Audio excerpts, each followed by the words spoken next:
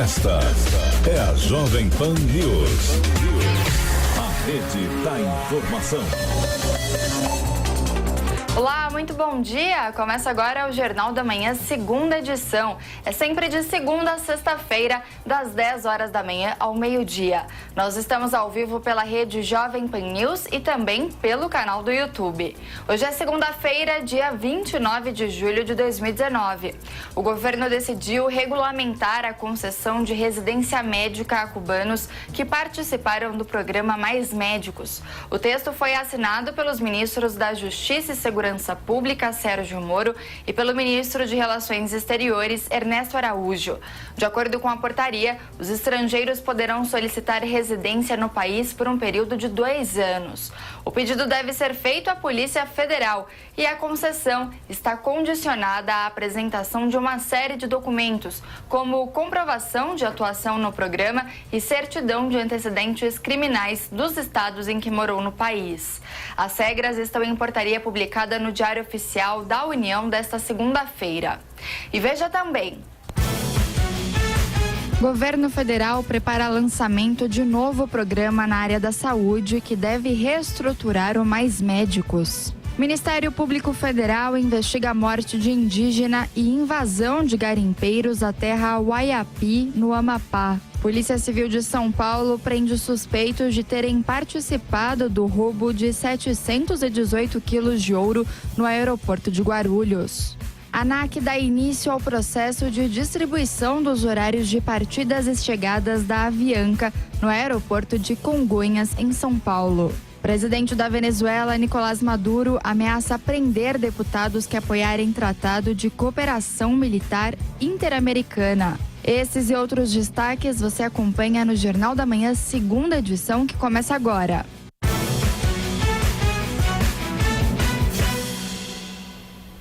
A Caixa Econômica Federal prepara o calendário de liberação do saque das contas do fundo do PIS/PASEP e prevê a injeção de 2 bilhões de reais na economia. De Brasília, Luciana Verdolim. Olha, a liberação do saque das cotas do fundo do PIS/PASEP, segundo o governo, deverá injetar 2 bilhões de reais. Na economia brasileira, agora em 2019, a limitação de idade para o saque caiu e quem trabalhou com carteira assinada entre 71 e 88 e ainda não sacou os recursos, agora poderá procurar a Caixa Econômica Federal, no caso de funcionários da iniciativa privada ou Banco do Brasil, quando se tratar de servidores públicos. O saque do abono do PIS continua normalmente. O que começa no dia 18, agora de agosto, é o saque das cotas.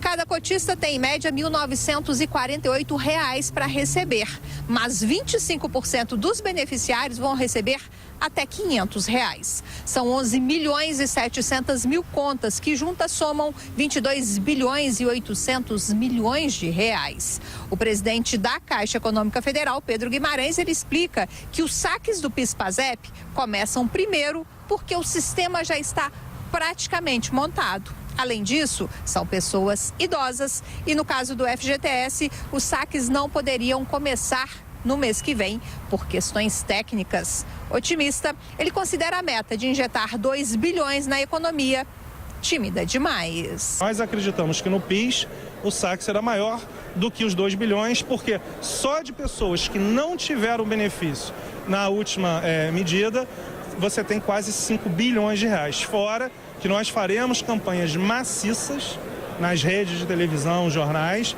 porque muitas pessoas não sabem. A Caixa pretende investir numa ampla campanha de divulgação para explicar quem tem dinheiro e quando as retiradas poderão começar. A ideia também é facilitar a vida dos herdeiros. O dependente terá acesso aos valores do PIS apresentando apenas a certidão de dependente do INSS. Antes era preciso concluir o inventário. Bastará também uma declaração de que todos os herdeiros concordam com a liberação dos recursos e que não há outros beneficiários conhecidos. Ao contrário dos anos anteriores, não haverá prazo determinado para o saque dos recursos do PIS/PASEP. O calendário de saque, tanto do PIS quanto do FGTS, deverá ser divulgado no dia 5 agora de agosto. De Brasília, Luciana Verdolim. Deputados e senadores continuam de férias ao longo da... Apesar do recesso parlamentar, a semana em Brasília continua movimentada por causa da investigação da Polícia Federal às invasões feitas aos celulares de autoridades. Ainda em Brasília, a gente vai com a reportagem agora de Antônio Maldonado. Deputados e senadores continuam de férias ao longo desta semana e retomam o trabalho apenas na próxima terça-feira. A expectativa é que já na volta do recesso, ali por volta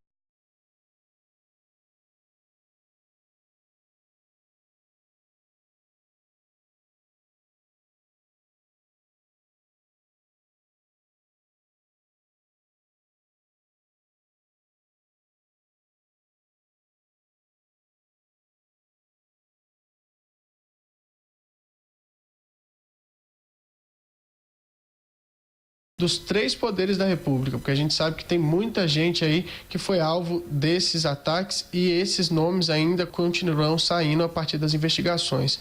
Os 4 suspeitos presos pela Operação Spoofing, deflagrada na última terça-feira, permanecem também prestando depoimento na sede da Superintendência da PF, que fica aqui em Brasília, ao longo dessa semana. A prisão temporária deles vai até quinta-feira, dia 1º, mas ela pode ser novamente prorrogada. E os parlamentares, mesmo de recesso, já trabalham para agilizar a instalação da CPMI, uma comissão mista composta por deputados e senadores, que vai investigar a influência das fake news nas últimas eleições. A ideia é justamente incluir a questão dos ataques na pauta do colegiado e investigar a real intenção dos criminosos ao roubar as mensagens. Mesmo de férias, deputados e senadores também estão de olho na chegada da indicação de Eduardo Bolsonaro para o cargo de embaixador do Brasil em Washington, ele que é deputado federal, e a indicação precisa ser aprovada pelo Senado antes de ser, então, oficializada, concretizada. E o Executivo, que não tem recesso, também continua trabalhando. A expectativa da semana, na verdade, são 2 as expectativas. Uma em relação aí ao lançamento do programa Médicos pelo Brasil, que vem para substituir o Mais Médicos e ter um foco na atenção primária, e outra também em relação à conclusão das negociações sobre a tabela do frete, a nova tabela do frete. O ministro da Infraestrutura, Tarcísio de Freitas, começou essas conversas na semana passada, fez uma série de reuniões, e a expectativa é que mais uma série de reuniões que devem ser realizadas entre terça e quarta-feira dessa semana, produzam aí um texto de acordo entre todo mundo, todos os agentes que são envolvidos nessa parte aí do transporte rodoviário de mercadorias, e que cheguem a um acordo para até o fim da semana sair, então, uma nova tabela do frete a ser publicada aí pela ANTT. Essas, pelo menos, são as expectativas até então, né? Porque a gente sabe que as coisas podem mudar rápido aqui na capital federal, mas até então, essas são algumas das expectativas da semana aqui de Brasília. De Brasília, Antônio Maldonado. Mensagens atribuídas a procuradores da Operação Lava Jato sugerem que Sérgio Moro divulgou a delação de Palocci antes da eleição presidencial por causa de motivações políticas. De acordo com o jornal Folha de São Paulo, que teve acesso a novos trechos das conversas entre integrantes da operação, o ex-juiz federal tinha dúvidas sobre as provas apresentadas pelo petista. Apesar disso, ele considerou relevante a colaboração do ex-ministro e tornou público um dos depoimentos que o ex-ministro havia prestado sobre a corrupção nos governos do PT. Moro divulgou a delação de Palocci no dia 1º de outubro, uma semana antes do primeiro turno das eleições presidenciais do ano passado. O depoimento alcançou grande repercussão na reta final da campanha presidencial, sendo inclusive utilizado por adversários de Fernando Haddad do PT. Em resposta à Folha, o atual ministro da Justiça e a força-tarefa da Lava Jato defenderam a validade da delação do ex-ministro. Eles não comentaram as críticas que teriam sido feitas por procuradores contra o então juiz Sérgio Moro. Por fim, ministro e força-tarefa disseram não comentar supostas mensagens de terceiros obtidas por meios criminosos. O Ministério Público Federal investiga a morte de um indígena e a invasão de garimpeiros à terra Waiampi, no Amapá. Mariana Giangiacomo. No estado do Amapá, indígenas da aldeia Waiampi pediram ajuda de autoridades para denunciar uma invasão de garimpeiros nas terras do povo. O Conselho das Aldeias Waiampi e Apina conta que um líder foi morto de forma violenta no começo da semana passada e que na última sexta-feira invasores armados entraram na aldeia e começaram a ameaçar moradores. O Conselho também diz que alguns índios fugiram para uma aldeia próxima e ouviram tiros em outra aldeia. No sábado, o senador do Amapá, Randolph Rodrigues, publicou um vídeo no Twitter com informações iniciais sobre o episódio. Um grupo de 50 garimpeiros invadiu a terra indígena Waiampi, no estado do Amapá. Os relatos que nos chegam dão conta de que 2 líderes indígenas, 2 caciques, foram assassinados na aldeia Mariri. Na tarde do domingo, o senador publicou outro vídeo que mostra viaturas de forças de segurança indo para a aldeia. O presidente do Senado, Davi Alcolumbre, também usou o Twitter para falar sobre o assunto. Ele publicou que os esforços devem ser concentrados em garantir a segurança e os direitos dos povos indígenas, que sempre viveram nesta região, um direito garantido pela lei. Em nota, a FUNAI afirma que alertou os órgãos de segurança da área para conferir a veracidade das informações, já que se trata de um local de difícil acesso. A FUNAI também informa que a Polícia Federal abriu um inquérito para apurar a morte de um cacique e continua acompanhando o caso. O corpo da atriz Ruth de Souza é velado no Teatro Municipal do Rio de Janeiro. E quem acompanha a cerimônia é o repórter Rodrigo Viga. Oi, Viga, bom dia. Bom dia, tudo bem, Nicole? Como é que você está? Tudo tranquilo ou não? Tudo bem com você?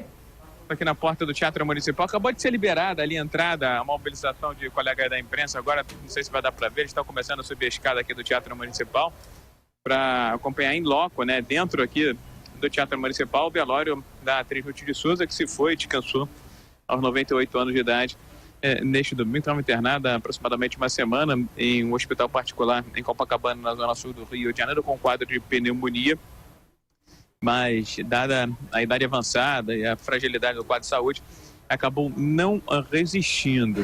O corpo dela está sendo velado aqui dentro do Teatro Municipal, dentro da entrada do saguão principal do Municipal, onde Ruth de Souza fez história. Ela foi pioneira entre artistas negras que se apresentaram aqui no Teatro Municipal, que é um ícone, né, cultural do Rio de Janeiro e também do Brasil. Lá pelos idos de 1945, viu, Nicole? Há muito tempo atrás, ela se apresentou com uma companhia de teatro, fez história, também fez história ao ser a primeira artista brasileira a ser indicada a um prêmio internacional de cinema, o Festival de Veneza, em 1956. A cerimônia foi reservada à família até entre 8 e 10 da manhã e agora está sendo aberta aqui para o público em geral no Teatro Municipal do Rio de Janeiro. O sepultamento marcado para a tarde de hoje no cemitério de São João Batista, tradicional em Botafogo, na zona sul do Rio de Janeiro. Minha cara Nicole, ouvintes internautas da Jovem Pan, muitos casos e ocorrências de violência também acontecendo nesta segunda-feira aqui no Rio de Janeiro. Operações da polícia em Duque de Caxias, em Belford Roxo, cidade da Baixada Fluminense, e ainda operações da polícia aqui na capital, em Guadalupe e outras regiões da Zona Norte e da Zona Oeste do Rio de Janeiro. Mais cedo, um policial militar e um motociclista foram baleados em tentativas de assalto que aconteceram na linha amarela, uma das principais vias expressas do Rio de Janeiro. O policial militar estava na sua caminhonete luxuosa, seguindo para o trabalho, quando foi abordado pelos bandidos. Régio, o sargento Nepomuceno, foi socorrido, depois de ser baleado na perna e levado para o hospital da corporação. Mais à frente, esses mesmos bandidos, além de promoverem um arrastão, balearam um motociclista que foi levado para um hospital público aqui do Rio de Janeiro. Segundo relatos de testemunhas, houve medo, pânico, né, entre os motoristas, que logo nas primeiras horas da manhã desta segunda-feira se depararam com esse arrastão, com essas cenas de violência na linha amarela, uma das principais vias expressas aqui do Rio de Janeiro, Nicole. E, Viga, tem mais alguma novidade, alguma informação a respeito daquele caso do morador de rua que esfaqueou 3 pessoas na Lagoa ontem? Ele está internado, né, Nicole? Ele foi baleado, está internado. Plácido Moura, como está internada também a namorada do João Napoli, que acabou sendo esfaqueado e morreu nesse ataque de fúria, segundo as informações que vêm da polícia do Rio de Janeiro. o morador de rua estava drogado, estava sob efeito de entorpecente e já teria tido outros acessos assim de loucura, né? Em outras ocasiões, em outras oportunidades. Vou até fazer um depoimento pessoal, um relato pessoal, porque eu passo muito ali por aquela região de Humaitá, Lagoa Rodrigo de Freitas, e eu já tinha me deparado com esse morador de rua, mas é claro, não sabia que ele era capaz de tamanha brutalidade, de tamanha violência, viu, Nicole? E ele andava meio feito um zumbi sob efeito de drogas, realmente, entre os carros, pedindo ajuda, pedindo recursos, e quem andava com o vidro do carro aberto passava por maus bocados, passava por um processo de desconforto, de intimidação, e infelizmente neste domingo terminou em tragédia na Lagoa Rodrigo de Freitas. Ele matou o engenheiro eletricista, o João Felipe. Depois chegou um professor, né, de ginástica, de musculação, o Marcelo Henrique, e ele tentou evitar que outras pessoas fossem vítimas desse morador de rua, e ele acabou sendo esfaqueado e morto. Portanto, 2 pessoas morreram e outras 3 ficaram feridas, inclusive o próprio agressor, que a polícia teve dificuldades para contê-los, usou armas de choque, tasers, depois teve que usar a polícia arma de fogo, teve que balear o morador de rua para conseguir contê-lo e também conduzi-lo primeiro para o hospital, depois para futuramente a delegacia ou para uma unidade carcerária aqui do Rio de Janeiro. Realmente um ataque chamou muita atenção e infelizmente 2 pessoas inocentes foram vítimas desse morador de rua que estava sob efeito de drogas e num ataque de fúria acabou provocando toda essa tragédia em um endereço nobre, Lagoa Rodrigo de Freitas, zona sul do Rio de Janeiro. Nicole. Obrigada, Viga, pelas informações. Bom trabalho e boa semana para você. Para você também. Obrigado. A ANAC dá início hoje ao processo de distribuição dos horários de partidas e chegadas da Avianca no aeroporto de Congonhas, em São Paulo. Quem tem os detalhes é a repórter Natasha Mazaro. Nesta segunda-feira, a ANAC começa o processo de distribuição dos horários de partidas e chegadas da Avianca no aeroporto de Congonhas, em São Paulo. Na semana passada, a agência definiu novos critérios para a divisão de 41 slots e decidiu que apenas empresas com menos de 54 poderiam concorrer. Na prática, a medida impede que a Latam e a Gol disputem os horários de pouso e decolagem, já que a Latam possui 236 e a Gol 234. A Azul é a maior beneficiada com a decisão. Ela é a 3ª maior empresa do país e ocupa menos de 5% do espaço do aeroporto central de São Paulo. Para a advogada especialista em direito aeronáutico, Maria Regina Lynch, a decisão da ANAC beneficia empresas entrantes, mas ela questiona a capacidade dessas companhias de operarem em Congonhas. São empresas muito pequenas, são empresas que operam aviões pequenos. Eu não conheço a capacidade técnica deles, não sei se eles têm capacidade de operar em Congonhas, entendeu? Então é uma coisa assim que na realidade a maior beneficiada será a Azul, sem dúvida. Acho que não tem nada de estranho nisso, eu acho que realmente estão tentando garantir a concorrência. A advogada alerta que a decisão da ANAC foi baseada em uma liminar e a justiça ainda pode reverter. A Avianca entrou em recuperação judicial em dezembro do ano passado. E em maio deste ano, a empresa suspendeu as operações aéreas. Para o presidente do Fórum Brasileiro para Desenvolvimento da Aviação Civil, Décio Correia, a nova regra da ANAC que beneficia empresas entrantes é apenas um paliativo, porque não resolve o atual problema, a falta de voos. Segundo ele, a demanda aumentou muito. Só no ano passado, os aeroportos de Congonhas e Guarulhos transportaram 64 milhões de passageiros.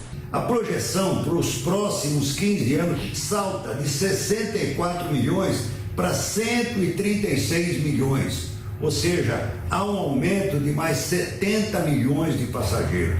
Aonde vamos colocar isso? Nós precisamos realmente otimizar as operações em Congonhas e ainda assim ele não será eficiente. Para Décio, uma solução para atender a demanda seria viabilizar o Campo de Marte como aeroporto metropolitano de São Paulo. O resultado da distribuição dos slots será divulgado na próxima semana. Agora, no Jornal da Manhã, segunda edição, a previsão do tempo com as informações de Heloísa Pereira. No decorrer do fim de semana, tivemos a passagem de uma frente fria pela costa sudeste brasileira.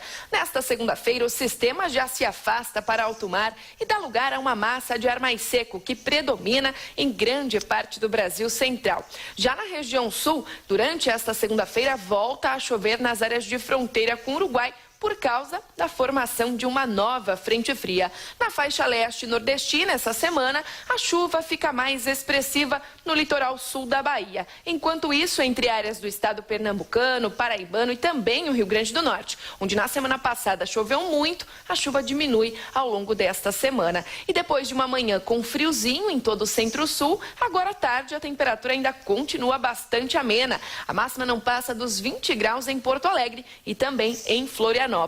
Em Belo Horizonte, máxima na casa dos 25. Enquanto isso, o calorão predomina entre grande parte do centro-oeste, norte e nordeste. A máxima alcança pelo menos 33 graus em Manaus e 34 em Palmas. Na capital paulista e região metropolitana, hoje à tarde faz cerca de 23 graus. Na região de Campinas e Piracicaba, máxima em torno de 26. E a terça-feira é mais um dia de tempo aberto, com mínima na casa dos 14 na capital paulista e 27 durante a tarde, ou seja, volta a esquentar gradativamente durante as próximas tardes e com a condição de tempo seco, voltaremos a ter baixíssima umidade relativa do ar, inclusive entre áreas da faixa leste paulista. Só tem previsão de chuva de novo no fim dessa semana, quando uma nova frente fria passar pela costa do estado de São Paulo.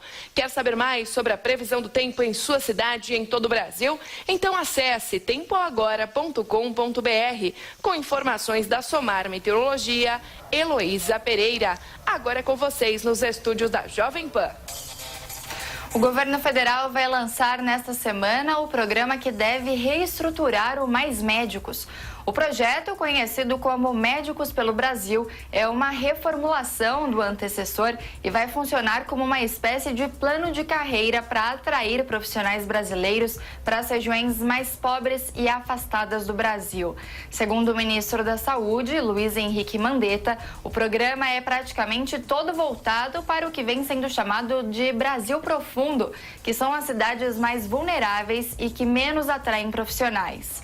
A medida deve reincorporar também alguns médicos cubanos. Cerca de 2 mil profissionais ficaram sem trabalho e permanecem no Brasil sem poder atuar depois da saída de Cuba do programa.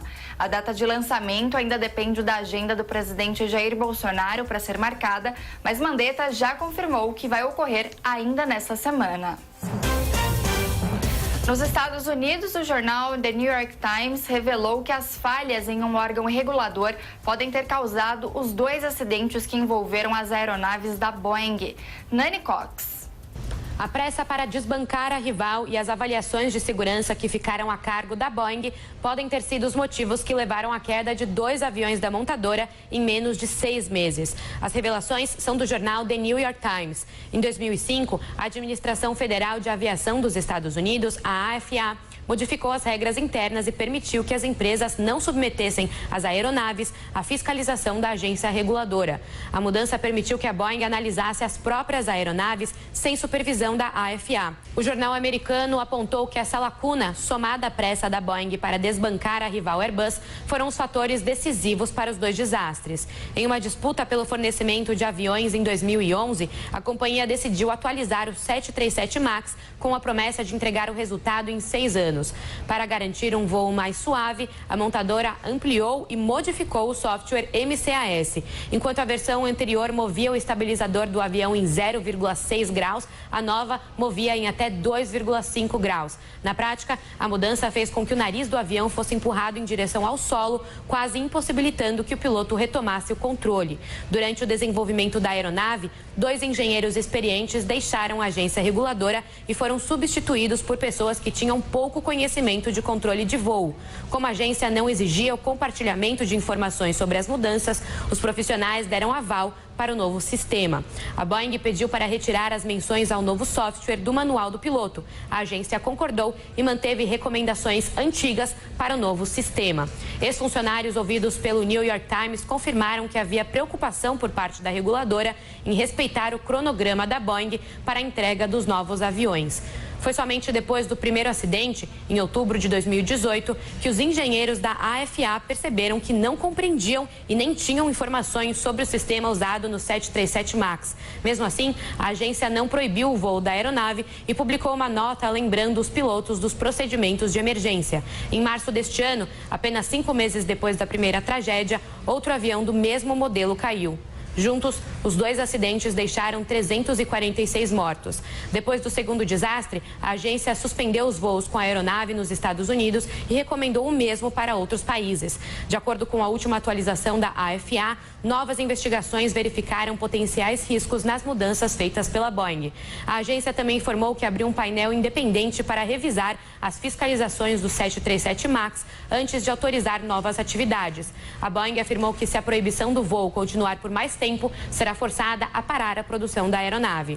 As investigações sobre os acidentes na Indonésia em 2018 e na Etiópia em 2019 continuam. Agora são 10 horas e 29 minutos e o Jornal da Manhã, segunda edição, vai para um rápido intervalo. Até já. Jovem Pan News. Em períodos de crise, infelizmente, tem várias empresas que estão fechando. Sobretudo em período de crise, vale uma recomendação para o consumidor de não antecipar o pagamento de um produto ou de um serviço encomendado. Às vezes o consumidor, por exemplo, encomenda móveis planejados, esses móveis planejados vão ser entregues daqui 3 meses e o consumidor vai lá e paga 100% do preço desses móveis planejados. Aí, o que vai acontecer? Se não for um fornecedor responsável, o que vai acontecer é que ele não vai ter interesse nenhum em entregar o produto para o consumidor. Sempre o melhor caminho é pagar no máximo 1/3 na encomenda deste produto, na encomenda deste serviço e aguardar para pagar o restante contra a entrega do produto, contra a entrega do serviço. Evite pagar tudo à vista, porque infelizmente vai ter muito fornecedor que vai ficar com o seu dinheiro e não vai entregar o produto e não vai entregar o serviço. Você pode participar do Jornal da Manhã pelo Twitter. É fácil. Escreva na sua mensagem a hashtag Jornal da Manhã, sem espaço e sem acento. Assim sua mensagem pode aparecer na transmissão por imagens e sua dúvida ou opinião lida pelos apresentadores da Jovem Pan. Corre lá, participe do Jornal da Manhã pelo Twitter. Saúde. Minuto do Coração. Dr. Kalil. Colesterol, nós temos basicamente o colesterol bom, que é o chamado HDL colesterol, e o colesterol ruim, o LDL colesterol. O colesterol ruim agride as artérias. Como já disse, as artérias são canos que levam sangue para o corpo inteiro. As artérias coronárias levam sangue para o músculo do coração. E outras artérias, por exemplo, levam sangue para a cabeça. O que o colesterol faz? Ele machuca a parede das artérias, levando a depósito de gordura. E numa via final, o entupimento dessas artérias, levando ao infarto agudo do miocárdio.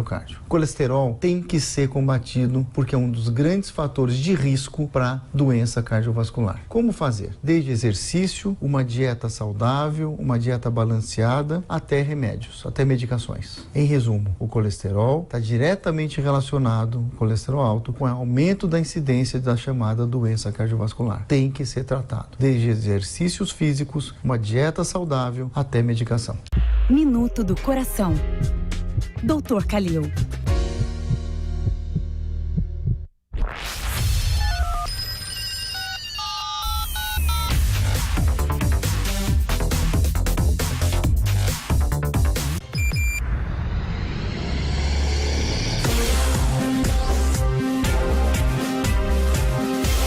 Esta é a Jovem Pan News.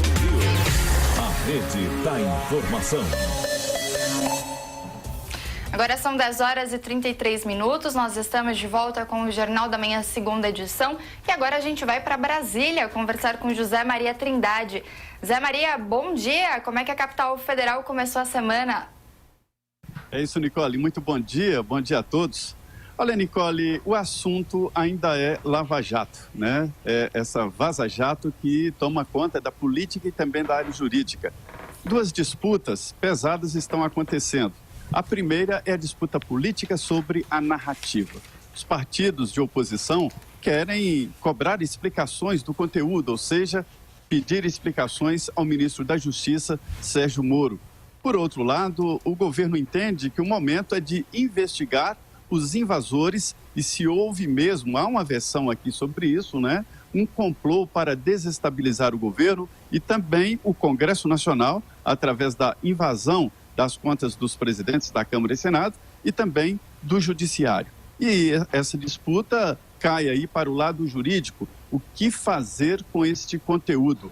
Este é um poder de pressão muito grande. A gente sabe que entre esses diálogos aí não é só assunto profissional, nada foi publicado de pessoal, mas muito assunto pessoal dos presidentes da Câmara, do Senado, ministros dos tribunais superiores e até do presidente Jair Bolsonaro, estão ali no meio destas informações. E a última declaração de um dos integrantes aí, de um dos hackers, de que cópias destes diálogos estão até fora do Brasil e aqui dentro com outras pessoas, mostra que a situação está fora de controle. Quando eu digo isso, Nicole, é o perigo de se usar estas informações, até pessoal, né, como pressão e até como chantagem.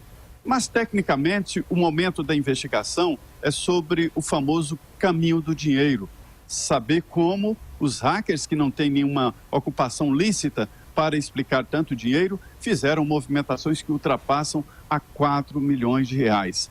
Eles não responderam oficialmente, pediram o direito de não criar provas contra eles. Se isso aí poderia ser cobrança pelo conteúdo, né? Poderia ser chantagem ou até invasão de contas bancárias das vítimas. E é isso que a Polícia Federal vai explicar. Mas me disse o delegado, Nicole, de que eles têm um material, equipamento, software que faz isso com muita facilidade e já existe até um departamento na Polícia Federal que acompanha muito bem esse tipo de crime, ou seja, o crime de invasão de contas bancárias. Zé Maria, como é que foi recebida também a notícia que foi anunciada na semana passada, na sexta-feira, salvo engano, de que a a Manuela Dávila, que concorreu à vice-presidência com Fernando Haddad do PT nas eleições do ano passado, foi quem fez a ponte entre o Vermelho, né, o hacker que acessou as contas das autoridades, e o jornalista Glenn Greenwald, do The Intercept Brasil. Tirou um pouco do argumento dos partidos de oposição e da esquerda, né, de partir para cima de Sérgio Moro, de pedir explicações a ele, em vez de explicar o que aconteceu para a invasão dos telefones das autoridades, ou seja, do Estado.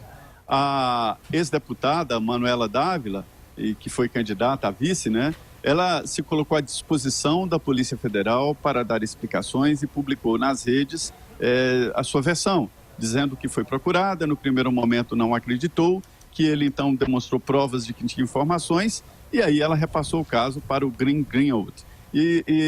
Este é o estágio que está atualmente. Mas isso aí cria um elo ali com os partidos de esquerda e tira, sim, argumentos de que foi um ato espontâneo e que não tem nada a ver com os hackeadores, com esses criminosos que invadiram as contas dos poderosos daqui de Brasília. Veja bem, tem muita gente sem dormir aí, Nicole, porque são informações preciosas, inclusive pessoais, que estão neste conteúdo que tem outra disputa para saber o que se faz com ele. O ministro Sérgio Moro defendeu a extinção, né, anular, porque afinal isso não está sob investigação. E Zé, mudando um pouco de assunto, o Ministério Público Federal investiga a morte de um líder indígena e também a invasão de garimpeiros nas terras indígenas dos Wayampis. Mas o presidente Jair Bolsonaro fez uma declaração hoje a respeito, não é isso? Exatamente. Essa investigação ainda está em curso. Hoje o senador Randolfo Rodrigues, que é do Amapá, né? Ele disse que há um interesse muito grande, ele divulgou um vídeo mostrando que há um interesse muito grande, mas a polícia não encontrou ainda uma ligação direta de qualquer grupo externo e ainda trabalha para saber se há uma disputa interna entre os próprios índios ou se madeireiros estão atuando no local, é uma questão que está ainda em dúvida e está em investigação. E o governo faz exatamente isso, né? Acompanhar a investigação e oferecer meios. Trata-se de um local muito distante, né? Sem condições para chegada imediata. O Amapá, tradicionalmente, ele tem dificuldades de transporte. O transporte é feito, a maior parte por vias de rios, né? E isso dificulta muito, inclusive, a chegada de informações aqui a Brasília. Zé, só para a gente fechar nossa conversa, o governo deve regulamentar a concessão da residência a cubanos que atuaram nos Mais Médicos. Mais alguma informação aí de Brasília para a gente sobre isso? Olha, o ministro Mandetta, ele reformulou, né? É uma ideia, um projeto que será lançado, reformulação do Mais Médicos. Houve a criação de um projeto no governo da ex-presidente Dilma, suprindo ali numericamente os médicos dos municípios, mas que não atendeu a categoria, né? Eles querem um plano de carreira, querem segurança, além de um emprego no interior sem condições de se aperfeiçoar. E para atender essa demanda, como não havia candidatos médicos aqui no Brasil, abriu a possibilidade desse convênio com Cuba. Os cubanos saíram e ficou o vácuo, então muitos municípios estão em dificuldades, estão sem médicos. E aí o que acontece? Agora haverá uma mudança, são médicos contratados pela CLT, isso é uma novidade, com a possibilidade inclusive de receber a mais por atendimento, e também quanto mais tempo o médico fica, é uma espécie de plano de carreiras, né? Quanto mais tempo o médico fica no Mais Médicos, ele ganha mais dinheiro, o salário dele sobe e o pagamento é direto. Além disso, o governo vai facilitar para os cubanos que querem e que fiquem no Brasil e que eles preencham condições que serão colocadas pelo próprio governo. Entre elas é a validação do diploma de médico. Isso é muito difícil, por isso o governo pensa também em mudar um pouco as regras para validar os diplomas do exterior. Exigências, né, de carga horária, por exemplo, um médico formado no exterior não entende de malária e outros assuntos, doenças endêmicas aqui no Brasil. Então haverá exigências, mas portas abertas para validar diplomas de médicos brasileiros também que se formaram no exterior. Tá certo, Zé. Obrigada pelas informações. Ótimo dia aí para você. Muito bem, obrigado. Bom dia a todos. BNDES planeja a venda de 35 bilhões de reais em ativos até o fim do ano. O Banco de Fomento pretende reduzir sua participação em empresas como Petrobras e JBS. Segundo o valor, os papéis do BNDES e BNDES Par na petrolífera somam mais de 50 bilhões de reais e o desinvestimento será feito em 24 meses. Já a fatia junto à JBS é superior aos 14 bilhões de reais. Primeira-dama se mostra cada vez mais ativa nos conselhos e decisões do governo. Em pouco mais de 6 meses, Michele Bolsonaro já convenceu o presidente Jair Bolsonaro a alterar pontos de projetos como o da reforma da Previdência e a incluir perguntas no censo. Responsável pelo programa Pátria Voluntária, a esposa do presidente também vem se manifestando nas redes sociais, como na última semana, quando comentou as chuvas em Pernambuco. Também por recomendação de Michele, foi mantida a tradução simultânea em Libras durante as transmissões feitas por Bolsonaro nas redes sociais. Relator especial da OEA diz que Jair Bolsonaro age como Hugo Chávez e fere a liberdade de imprensa quando algo o incomoda. Para Edson Lanza, principal autoridade da Organização dos Estados Americanos ligada à liberdade de expressão, a função do presidente é prevenir riscos e não aumentá-los. No sábado, Bolsonaro fez comentários contra o jornalista americano Glenn Greenwald, do site The Intercept Brasil. Na declaração, o presidente disse que o responsável pela divulgação das mensagens hackeadas não vai deixar o país e que talvez pegue uma cana por aqui.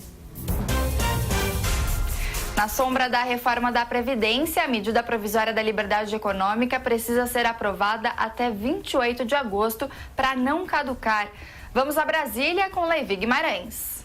O Congresso tem até o mês que vem para aprovar a medida provisória da liberdade econômica. A matéria, tida pela equipe econômica como a mais importante do primeiro semestre depois da reforma da Previdência, diminui obstáculos para que pessoas físicas e jurídicas possam abrir negócios de baixo risco. Algumas atividades vão ter isenção total de requisitos como alvarás, registros e licenças.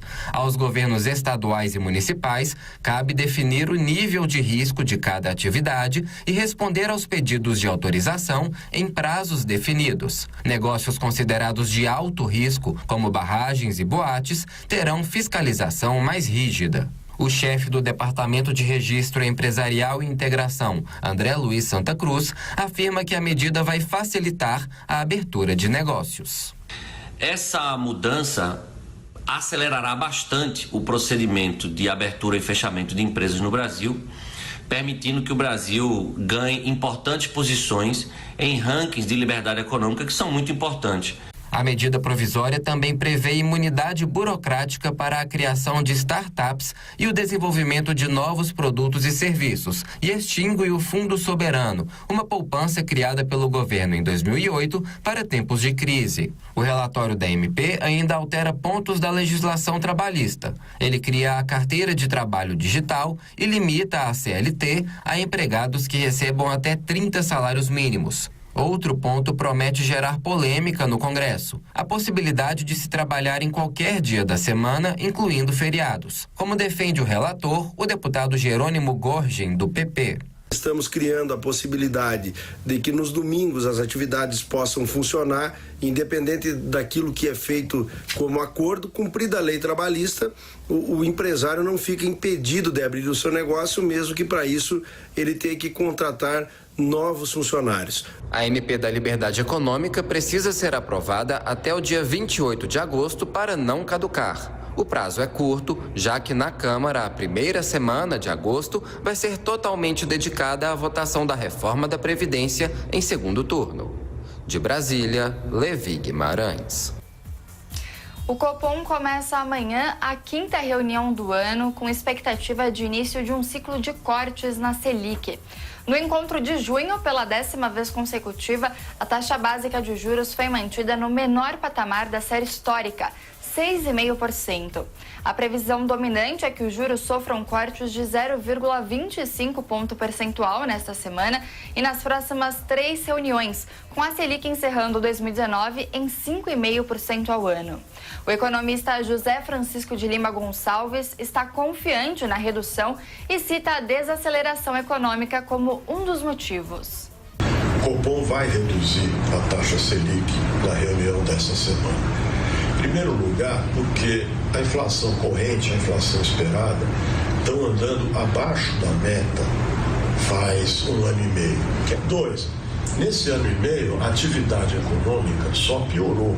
Conhecemos uma desaceleração importante e sabe-se que a economia está andando abaixo de 1% ao ano. Ao reduzir os juros básicos, a tendência é diminuir os custos do crédito e incentivar a produção e o consumo. Para cortar a Selic, o Copom precisa estar seguro de que os preços estão sob controle e não correm o risco de ficar acima da meta de inflação. Para o mercado financeiro, a inflação calculada pelo Índice Nacional de Preços ao Consumidor Amplo, o IPCA, deve ficar em 3,78%, abaixo, portanto, do centro da meta. O economista Jason Vieira é mais cauteloso quanto ao corte nos juros e lembra que o Congresso ainda não concluiu a reforma das aposentadorias. O problema maior, na nossa opinião, é que um corte neste momento esbarra num ponto muito importante: a questão política. Está em aberto ainda como vai ser feito o final da reforma da Previdência, como a reforma da Previdência vai se comportar em termos de valores, tempo de aprovação, e tudo isso depende de fatores que não são fatores técnicos, são fatores humanos e sim da vontade dos congressistas. O economista Jason Vieira cita a possibilidade de o Banco Central sinalizar um corte agora e só efetuá-lo na próxima reunião. A Selic serve de referência para os demais juros da economia e é a taxa média cobrada em negociações com títulos emitidos pelo Tesouro Nacional. Diante das críticas do ex-governador Ciro Gomes, a deputada Tabata Amaral, que optou por votar a favor da reforma da Previdência e contra a determinação do PDT, os grupos de renovação política voltaram a ficar sob os holofotes. Matheus Meirelles.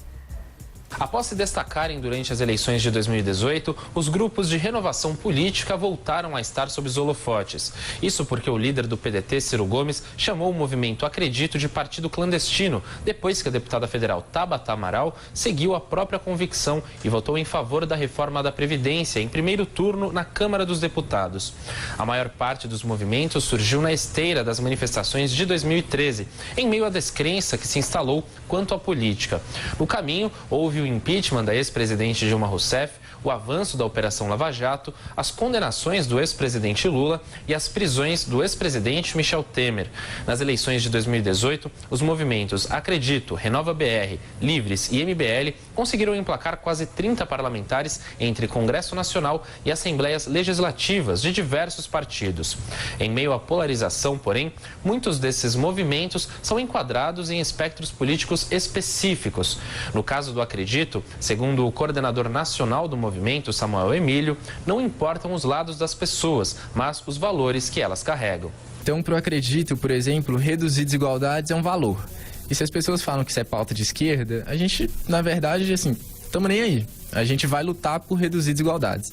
Agora, para o Acredito, um valor importante é ter uma economia competitiva e empreendedora. E se as pessoas falam que isso é pauta de esquerda, a gente também não está nem aí.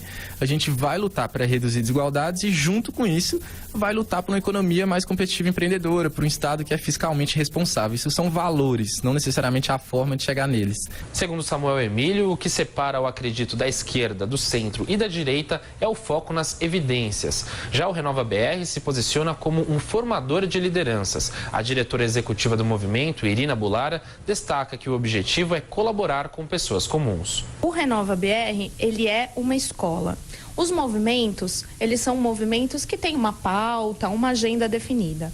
No Renova BR, nós queremos pessoas comuns, que nunca participaram da política, que estejam aptas ao diálogo e à transparência. A partir daí, elas passam por um processo seletivo, então elas têm que se inscrever num processo seletivo e então elas vão ter esse conteúdo de formação. De acordo com Irina Bulara, o Renova BR recebe pessoas de todos os espectros políticos. Para Magno Cal, diretor de políticas públicas do Movimento Livres, é preciso parar de imaginar as questões políticas como opções binárias. A gente não acredita que a única alternativa é você ser socialista na economia e tolerante nos costumes, ou você ser mais conservador nos costumes e mais aberto na economia. Não, a gente acredita que é possível combinar uma coisa com a outra, porque no fundamento disso tudo está a liberdade, né? Como é que eu posso defender que o empreendedor tem que ter a liberdade de começar o seu negócio da forma que quiser, mas que o meu vizinho tem que se relacionar com os seus parceiros sexuais da forma que eu imagino? Assim como o Magno Cal do Livres, as lideranças do Acredito e do Renova BR esperam que daqui 30 anos os movimentos de renovação política não sejam mais necessários. Os olhos dos grupos já estão direcionados para a criação de políticas e formação de lideranças visando as eleições municipais do ano que vem, nas quais serão eleitos prefeitos e vereadores. Vale paralisa obras e retira trabalhadores de mina em Itabira, em Minas Gerais. Segundo a mineradora, a medida foi tomada após a identificação de alterações decorrentes de assentamentos no terreno. Apesar disso, a empresa destacou que alterações podem acontecer durante esse tipo de obra. A Vale afirmou ainda que a barragem está segura e que não há qualquer tipo de rompimento.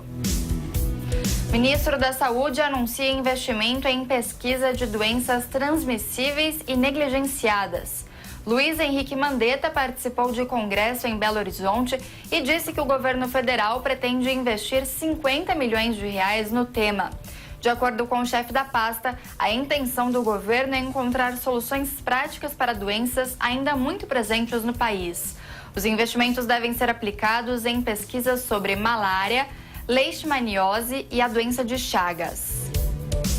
Mulheres negras realizam marcha contra o racismo na praia de Copacabana, no Rio de Janeiro.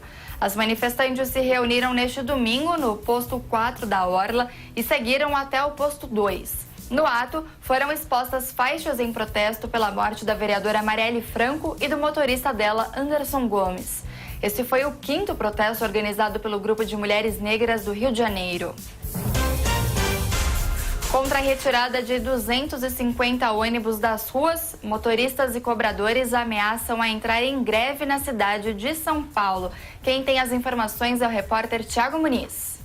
A cidade de São Paulo pode ter uma greve de motoristas e cobradores nesta quarta-feira contra mudanças imediatas na frota de ônibus.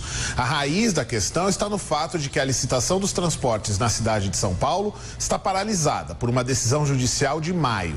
O Tribunal de Justiça considerou que a duração de 20 anos dos contratos feria uma outra lei municipal. Com isso, a Prefeitura se viu obrigada a assinar novos contratos emergenciais, prática que vem sendo realizada há 6 anos.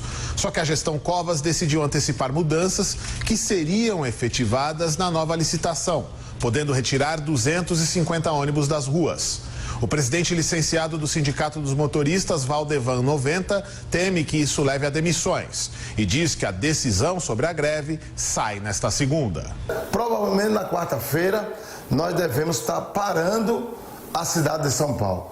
Ou parando ela por 24 horas, ou parando ela, todos os terminais, tá certo, da cidade de São Paulo. Então, será decidido realmente, de fato, na segunda-feira, na nossa Assembleia, a partir das 16 horas. O prefeito de São Paulo defende que os novos contratos emergenciais adotem os termos da licitação, porque isso traria eficácia e economia. Bruno Covas promete negociar para tentar evitar a greve e diz que o instrumento principal para isso é o entendimento. Seria um grande prejuízo à população trabalhadora. A população depende muito do ônibus aqui na cidade de São Paulo. Não é por conta desse episódio específico, isso é ao longo de toda a gestão. E a gente espera que a gente consiga chegar a um denominador comum, a um ponto comum, a um bom entendimento. A licitação dos ônibus de São Paulo é uma das maiores do mundo, com 33 contratos e valores que ultrapassam 70 bilhões de reais. O processo se arrasta desde 2013, com diferentes gestões enfrentando vários questionamentos na Justiça. Falando ainda aqui de São Paulo, a exposição Tarsila Popular chegou ao fim e alcançou o maior público dos últimos 20 anos do MASP. Quem tem os detalhes é a repórter Mariana Giangiacomo. Neste domingo, o público teve a última chance de conferir a exposição Tarsila Popular no Museu de Arte de São Paulo. Foram mais de 350 mil visitantes, o maior público dos últimos 20 anos do museu. Nos últimos dias, as filas estavam imensas. Tarsila do Amaral nasceu no município de Capivari, no estado de São Paulo, em 1886 e morreu na capital paulista no ano de 1973. Ela é um dos maiores nomes do modernismo. Estudou as principais correntes artísticas da época na Europa e criou o próprio estilo de pintura, incluindo elementos brasileiros nas criações. A mostra no MASP reuniu 92 obras da artista, como as famosas pinturas Operários, Macunaíma, Urutu e o Abaporu. A mostra ficou em cartaz por 4 meses. No último dia da exposição, o MASP estendeu o horário de funcionamento e ficou aberto das 10 da manhã até a meia-noite. O MASP afirma que é impossível prorrogar a exposição, pois o museu pegou emprestado obras de colecionadores e instituições no Brasil, na França, na Argentina, na Rússia e na Espanha. São empréstimos que exigem muita negociação e uma logística pensada com bastante antecedência. E é preciso devolver as obras no prazo estipulado. 10 horas e 57 minutos e o Jornal da Manhã, segunda edição, vai para mais um rápido intervalo e daqui a pouco nós voltamos com mais notícias dessa segunda-feira. Até já! Jovem Pan News. Jovem Pan.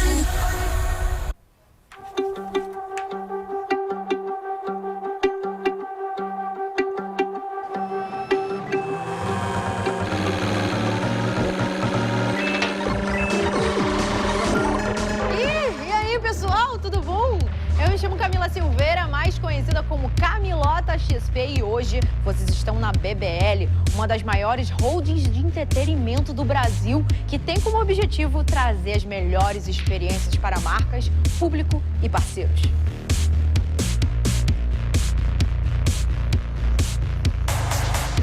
A nossa casa comporta muitas virtudes. Uma estrutura de 1.600 metros quadrados com 6 estúdios. Os escritórios são bem amplos. É aqui onde planejamos os campeonatos e produções que encantam a audiência e faz seus olhos brilharem. Nossos estúdios são equipados com a mais alta tecnologia para transmissões ao vivo e gravações, podendo operar até 4 transmissões simultâneas. Temos uma equipe preparada para levar um conteúdo relevante para o universo gamer. Muito bom! E somos multimídia. Sempre nos comunicamos com o público aonde quer que ele esteja. Nossa arena é o ápice da experiência para que o público e jogadores participem de um momento único. Palco de confrontos épicos, onde vitória e derrota estão a um round de distância. É o capitão contra 4, ele vem e ele já foi! A vitória é da Chá! A BBL é o ponto de encontro dos gamers e espaço onde a relação entre fãs e marcas ganha significado. E se você quer saber mais sobre o mundo dos games, é só seguir a gente nas redes sociais, @BBL Esports. A Jovem Pan é o canal de notícias número 1 aqui no YouTube. E quem é nosso inscrito fica sabendo primeiro das principais notícias do Brasil e do mundo. Junte-se a mais de 1 milhão de pessoas que acompanham diariamente a programação da rádio em vídeo ao vivo no YouTube. Ah, e tem a credibilidade que só um grupo com mais de 70 anos pode oferecer. Faz assim então, inscreva-se clicando no botão aqui abaixo e ative as notificações clicando no sininho. Tem acesso a um jornalismo de verdade, feito por quem entende do assunto.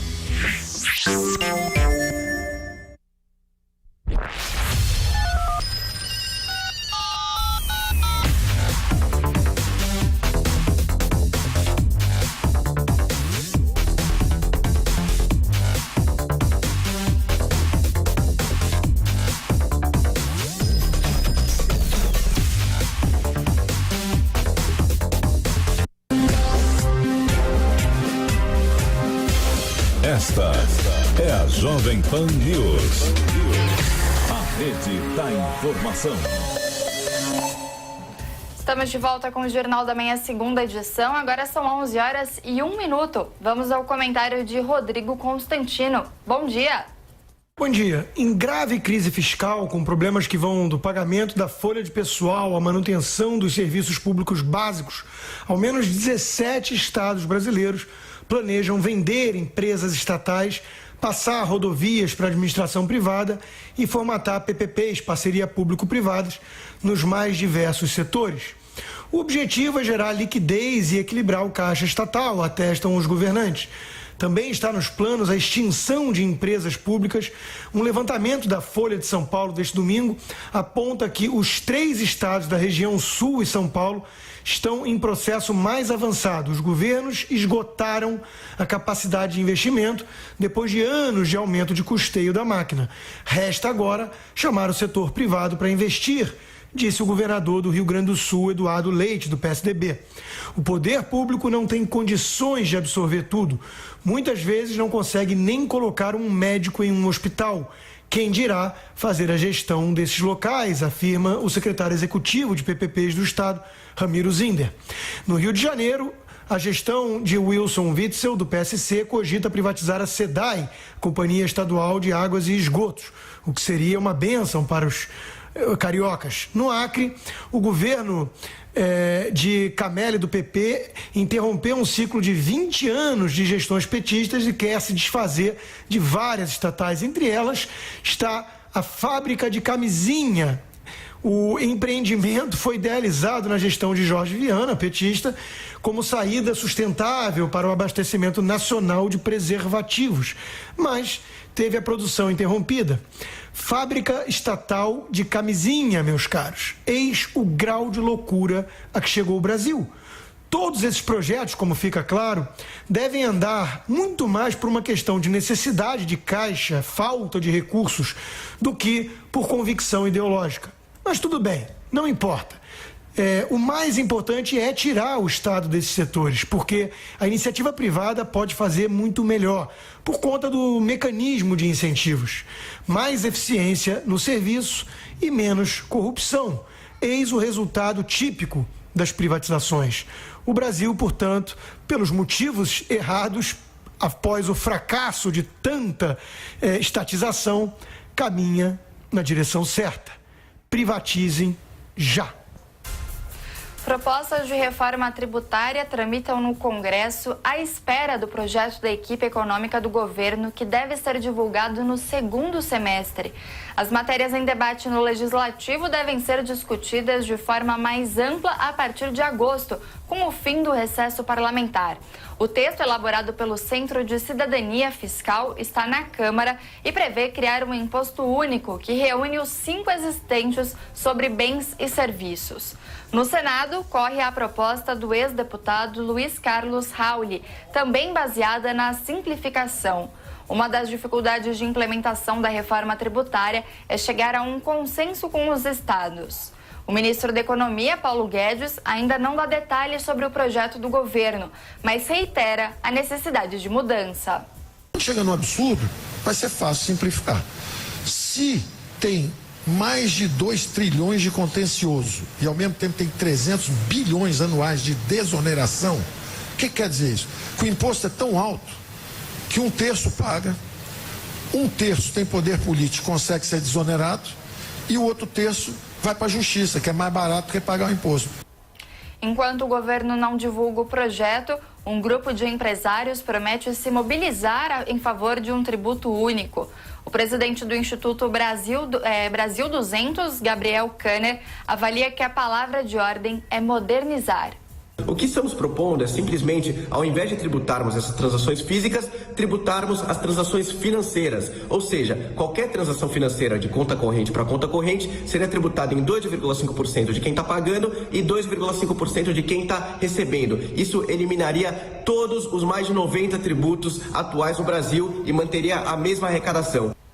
O presidente do Instituto Brasil 200, Gabriel Kanner, promete ações nas redes sociais e romaria de empresários aos estados. O economista Bernard App explica que o projeto do Centro de Cidadania Fiscal prevê um período de transição. A grande questão é como é que eu passo do sistema tributário atual para o novo sistema. E o que nós estamos propondo é fazer essa transição em 10 anos. A gente está propondo a transição em 10 anos com 2 períodos. Um período inicial de 2 anos, que a gente chama de período de teste. A partir daí, em 8 anos seguintes, a gente vai reduzindo 1/8 por ano as alíquotas dos tributos atuais. A AP acredita que o clima político é bom no país e cita o exemplo da reforma da Previdência, aprovada em primeiro turno na Câmara. A proposta do Centro de Cidadania Fiscal está calcada nas mudanças na tributação do consumo, considerada a mais complexa do mundo. Em entrevista à imprensa, o coordenador nacional do Movimento Brasil Livre, Renan Santos, fez um meia-culpa e disse que o MBL errou ao polarizar o debate político. Mais cedo, o Jornal da Manhã conversou com um membro do movimento sobre os desdobramentos dessa declaração e também sobre os futuros rumos da integração. Vamos conferir. O que a gente começou a perceber, foi o fato da MBL e, de certa forma, diversos agentes que atuam na política utilizando as redes sociais começaram a tratar as redes, ou seja, os meios, como os fins. E, por vezes, a gente acabou incorrendo nesse erro. E o que acontece é que a gente acabou substancialmente se afastando de ações políticas concretas para participar do que a gente chama de guerra de narrativa. Que a gente crê que é importante no debate público, até porque o debate público ele se espetacularizou e se tornou importante na vida das pessoas, mas não é a essência do nosso trabalho. Né? A gente está em 300 cidades, a gente falou, temos que olhar, e a gente, vamos parafrasear o Mano Brown, olhar para a base, ver, o trabalho mais bonito nosso, que a gente faz hoje em dia é nos municípios, é quando a gente impede um prefeito de passar um projeto de lei idiota numa determinada cidade, num determinado estado, ou, por exemplo, quando passamos algo legal, combatemos gastos estúpidos de prefeituras, e a gente ficava lá perdendo tempo, por vezes, em fazer um vídeo curto se você apoia o trabalho da Lava Jato. Nada contra, mas o que vai melhorar o trabalho da Lava Jato fazendo um vídeo disso? E, por vezes, na verdade, a gente estava obedecendo a uma regra muito específica, uma lógica de redes sociais que começou a ser utilizada também por outros agentes e o jogo começou a ficar muito espetacularizado e também infantilizado, né? E a gente começou a ver que a gente precisa sair desse caminho. Então, o caminho da MBL é muito mais um caminho, hoje, de ajudar a educar o debate público, ou seja, trazer mais informações para as pessoas que nos seguem, do que espetacularizar e aumentar esse clima de guerra, porque o que fica acontecendo é que um lacra e o outro mita. Enquanto um mita e o outro lacra, quem está no meio fica perdido. Em que momento, Renan, você acha que o MBL começou a provocar ainda mais esse debate polarizado? Desde os protestos de 2013 ou um pouco depois?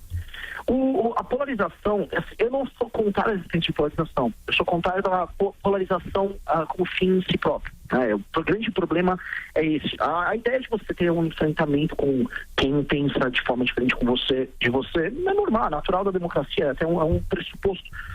O problema foi que a gente tinha uma batalha muito assimétrica na época do impeachment, em especial com a mídia, setores da esquerda, o próprio governo federal, que também tem a sua parcela de culpa ao longo do processo. Até sugeri que também fizessem meia-culpa, cada um de acordo com o seu quinhão, mas ali, naquele momento, tinha poucas armas à disposição, e as armas que tinha a gente teve que usar. Conforme a gente foi crescendo, outros agentes também cresceram e cada um foi utilizando essas ferramentas de acordo com o seu talento, sua técnica, suas peculiaridades, e isso ajudou, em grande medida, ao debate ficar meio doido, que é o que a gente começou a ver, por exemplo, quando a gente viu uma candidata aí, a deputada federal, à época, falando que a capa da Veja foi comprada por 600 milhões de reais para fazer com que as pessoas não acreditassem em determinada matéria.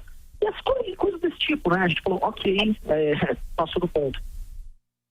Bruno Garchagen, aqui nessa entrevista no Jornal da Manhã, que está sendo concedida pelo Renan Santos, coordenador nacional do Movimento Brasil Livre. Bruno. Bom dia, Renan.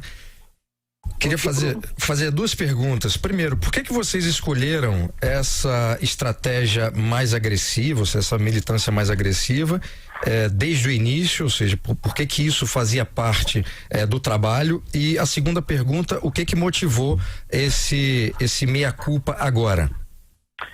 A escolha da estratégia não foi nenhuma escolha. Na época do processo de impeachment, com o nosso nascimento em 2014, não havia outro caminho. A gente nasceu tomando porrada, e muita porrada. E se você não reagisse, talvez o processo não teria sido levado à frente como foi levado. Talvez eles teriam conseguido legitimar lideranças, manifestações, figuras que estavam pintando um debate público. Né? O Kim, por exemplo, ele fez o primeiro discurso dele no caminhão de som, já estava o João Willis num programa, num UOL lá com Boulos, falando que ele não era legítimo no debate público, era um moleque de 19 anos que não sabia nada. A porrada sempre veio muito forte e você é obrigado a reagir. É necessário ter uma resiliência ao debate público. Então, nesse ponto não houve, eu não vejo a falha nisso. O que eu vejo é que depois, né, especialmente depois do processo de impeachment, não só da nossa parte, mas de diversos outros agentes, percebeu-se que tornar tudo urgente, tornar tudo agressivo, se tornou uma ferramenta que permite que as pessoas estejam permanentemente em estado de tensão. E esse estado de tensão ajuda a mobilizar as forças políticas e se torna, como eu falei, um fim em si mesmo. Isso é ruim. Isso é ruim para o debate. O que nos levou a mudar foi uma percepção de que, por vezes, essa percepção para nós é muito clara, o debate começou a ficar infantilizado, o debate ficou espetacularizado demais, e nesse sentido as pessoas não estão sendo razoáveis umas com as outras.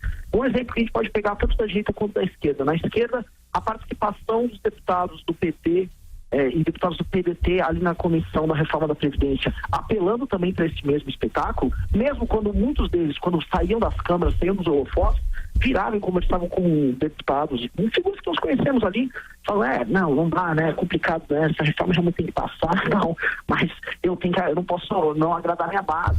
E vice-versa, tem figuras no próprio PSL que não querem, por vezes, adotar o espetáculo, que querem adotar uma linha mais pragmática, mas não podem por medo de contrariar parte da fanbase, de ficar preso nessa linha. E a gente se vê também nessa situação primeiras vezes e isso torna tudo irrazoável. A gente falou, nós somos responsáveis também por tornar esse ambiente irrazoável. O que a gente pode fazer para ajudar a sanar? Última pergunta, Renan. Denise Campos de Toledo. Renan, exatamente isso que eu queria saber, que tipo de opção se tem hoje para tentar minimizar essa polarização que continua muito presente. Você percebe que qualquer crítica feita ao governo Bolsonaro, independentemente do tipo de crítica ou a quem se dirige do governo, não especificamente a presidente, e vocês já passaram por isso, é vista como um apoio ao Partido dos Trabalhadores quando não tem nenhuma relação. Ex-presidente Lula está preso, não tem nenhuma candidatura, não temos nenhuma eleição agora, mas qualquer crítica leva a essa polarização, é o clima de eleição que se sustenta, ainda com a polarização, como se não houvesse mais políticos, como se não houvesse outro espaço, além dessa polarização PT e o governo Bolsonaro. Como se poderia escapar dessa armadilha? Essa é a pergunta de $1 bilhão, não só no Brasil, no mundo inteiro. Essa lógica, ela está presente hoje, especialmente nas democracias no Ocidente, a lógica da polarização e dessa...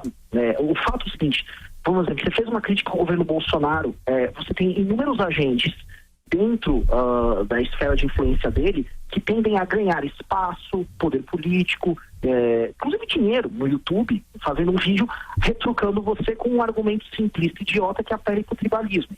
Tá? A gente entende desse mecanismo, a gente sabe como opera, até porque a gente já errou em utilizá-lo de forma, por vezes, idiota, por várias vezes. E eu não sei exatamente o caminho para escapar, porque ninguém tem resposta hoje para esse problema, que é um problema da democracia no mundo inteiro. Esse de fato é uma pergunta de bilhões de dólares. Mas o que a gente sente é o seguinte: se a gente falar, ok, eu fui injusto com muitas outras pessoas por diversas vezes, também fui vítima de injustiça por diversas vezes, mas estou aqui de peito aberto sem esperar que o outro vá fazer a sua respectiva meia-culpa, e estou a fim de conversar, estou a fim de dialogar. É como se você não abdicar dos próprios valores, mas trazer para o debate, eu estou aqui querendo conversar, vamos trocar uma ideia sem imitar ou lacrar um para cima do outro. Talvez, se houver uma boa-fé de diversos agentes, a gente consiga criar um espaço mais civilizado no debate público, que é o que a gente está tentando propor, e os agentes conversem para criar um mínimo de alteridade, né? Visando eleições de 2020, Bolsonaro vai se reunir com o Luciano Bivar para discutir mudanças no PSL. Segundo o jornal O Globo, o encontro marcado para quinta-feira terá a discussão de regras de compliance e a resolução para as divergências internas. Existe também a possibilidade de debater na reunião a alteração do nome da legenda e a criação de um novo logotipo. Ainda de acordo com a publicação, o objetivo dessas mudanças é aproximar as ideias conservadoras e os conceitos liberais na economia. Governo pleiteia aumento do limite territorial marítimo para leiloar novos blocos de petróleo. O objetivo do Ministério de Minas e Energia, segundo o jornal O Globo, é alcançar um volume de reservas de combustível de aproximadamente 8 bilhões de barris por ano. Mas, para viabilizar o projeto, o governo federal aguarda uma decisão da ONU, que é responsável por definir a área de exclusividade econômica do país em alto mar.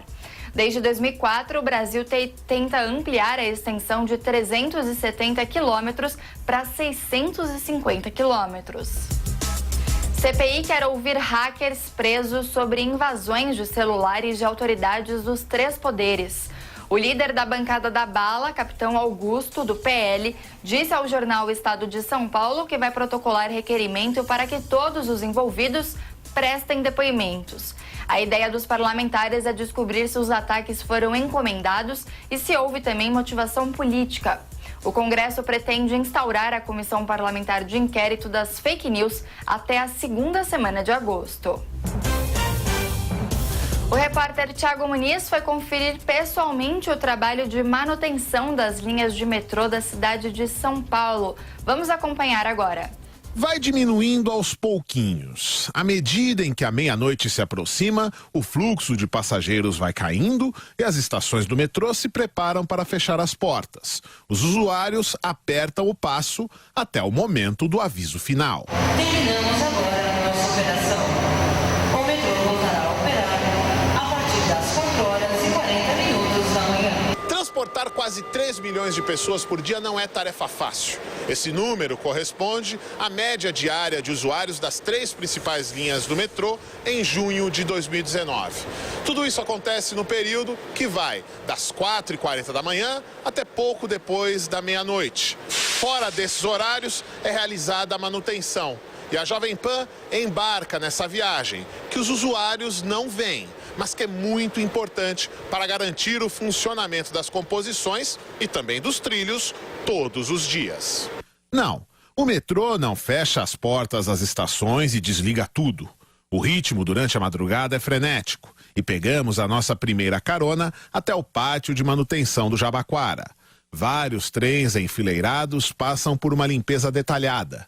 Numa enorme oficina, mecânicos fazem os mais diversos consertos. Apesar do maquinário pesado, o maior número de defeitos é registrado nos mecanismos sutis de abertura e fechamento das portas, muito exigidos. Avançando mais um pouco, chegamos ao escritório onde a equipe que cuida dos trilhos se prepara para agir. Nós vamos andar num veículo terra-via, que pode circular tanto no asfalto, com pneus de borracha, como pelos trilhos com as rodas de metal. O nosso guia é o supervisor de manutenção do metrô, Fábio Vecchi. Ele mostra pra gente essa verdadeira oficina móvel e lembra que tudo tem que estar aí dentro porque o tempo está passando. Mas a gente planeja e a gente só executa a atividade, a gente entender que realmente haverá tempo e não vai comprometer a entrega da via para a operação.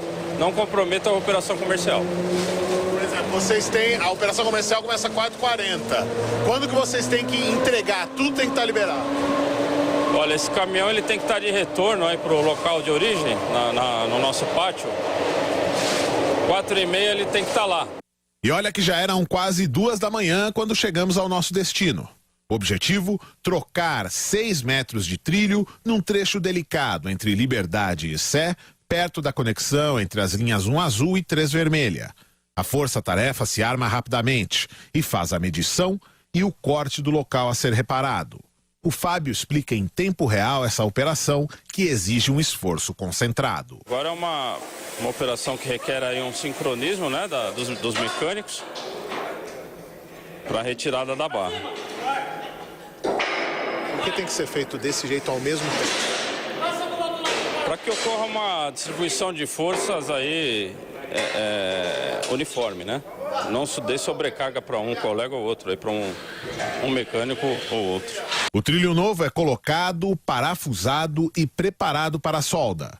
Os funcionários montam um recipiente que será aquecido e vai receber uma mistura de óxido de alumínio e óxido de ferro. A reação gera um calor de 2.500 graus, que permite a soldagem do trilho. Agora são 3h30 da manhã e as equipes que realizaram a troca dos trilhos estão terminando o serviço, que foi bem pesado, incluiu a troca em altíssima temperatura da solda. Mas tudo isso começou de uma maneira bem sutil. O metrô dispõe de técnicos que olham solda por solda com auxílio do ultrassom. O mesmo ultrassom que é usado em exames em mulheres grávidas, por exemplo, também é aplicado aqui no metrô. E o técnico Abílio Cardoso dos Santos conta como é observar a saúde dos trilhos. Ele depende de um gel condutor que nem o que é usado no exame de uma mulher grávida. Exatamente, é um acoplante, né? Para você evitar o contato com o ar. E aí você faz aí essa inspeção. Você consegue fazer o fluxo, né, ali do feixe sônico para poder analisar a estrutura interna do trilho aí. É um trabalho delicado que verifica as ligações ao longo de uma escala. O técnico aplica o gel, passa a sonda e observa os resultados num gráfico. Mas a madrugada já está acabando. É preciso finalizar o serviço e liberar a área, porque daqui a pouco o dia começa de novo. E o supervisor da manutenção, Fábio Vecchi, explica que só daria para ter um metrô 24 horas se o serviço tivesse mais linhas à disposição. A gente não tem um espaço, uma malha, uma outra via vinculada a essa aqui, paralela a essa linha, que permita que a gente segregue trechos para que se ocorra a manutenção. A gente precisa dessa janela para entrar e e atuar e garantir a segurança aí da circulação de trens. 4h15 da manhã, o veículo de manutenção acabou de deixar a nossa equipe aqui, na Estação Paraíso. Não parece muito porque essa é a área destinada à manutenção, mas atravessando uma porta, a gente já chega a uma área bem mais conhecida das milhões de pessoas que usam o metrô todos os dias. Daqui a pouquinho, os trens voltam a circular, 4h40 e indo até meia-noite e pouquinho. Depois disso, a manutenção começa de novo. É esse ciclo que vai e volta, como os trens do metrô, que também acontece todos os dias na manutenção dos trilhos das composições. Cerca de 42 mil presos em regime fechado trabalham nas penitenciárias ou centros de detenção provisória de São Paulo. Quem tem as informações é a repórter Vitória Bel. Cerca de 21% dos presos em regime fechado do estado de São Paulo trabalham nas penitenciárias ou centros de detenção provisória. O número corresponde a quase 42 mil presos. Aproximadamente 9% estudam, tendo aulas de educação formal ou cursos profissionalizantes. Quando são analisados os números do regime semiaberto, 41% dos detentos estão empregados e cerca de 37% estudam. É o que apontam os dados mais recentes da Secretaria de Administração Penitenciária da gestão João Dória. O trabalho acontece em galpões dentro dos complexos dos presídios, onde são instaladas pequenas fábricas e oficinas. Para o especialista em segurança pública e professor da Fundação Getúlio Vargas, Rafael Cadipani, o número apresentado de presos que estudam e trabalham é baixo e torna as unidades prisionais mais suscetíveis à ação do crime. Que esses presos viram mão de obra rapidamente para o crime organizado, que acaba controlando as cadeias do estado de São Paulo e do Brasil como um todo. Pela lei de execuções penais, o Estado é obrigado a oferecer oportunidade de trabalho a todos os presos condenados. Como não há vagas suficientes, os presos entram em uma fila de espera e são selecionados a partir de critérios que levam em conta a idade e o bom comportamento.